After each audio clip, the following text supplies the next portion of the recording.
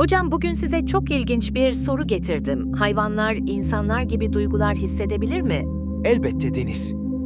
Özellikle fillerde, yunuslarda ve köpeklerde empati, sevgi, hatta yas tutma davranışları gözlemlenmiştir. Yani bir fil gerçekten üzülüp ağlayabilir mi? Evet, bir fil ölen bir dostunun kemiklerini tanır ve günlerce başında bekleyebilir. Bu inanılmaz. Peki ya yırtıcı hayvanlar, onlar sadece saldırgan mı? Aslında hayır, aslanlar sürü içinde sevgi gösterir, yavrularını korur. Sadece avlanma içgüdüsüyle saldırgan görünürler.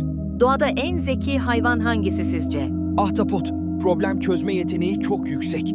Kapak açabilir, labirentleri çözebilir, hatta kamuflaj ustasıdır. Vay be! Peki insanlar doğadan ne öğrenebilir? Sabır, denge ve uyum. Doğadaki her canlı hayatta kalmak için mükemmel bir sistemin parçası. Biz de onlardan bunu öğrenmeliyiz. Harika söylediniz hocam. Demek ki doğa sadece izlenecek değil, dinlenecek bir öğretmen. Kesinlikle.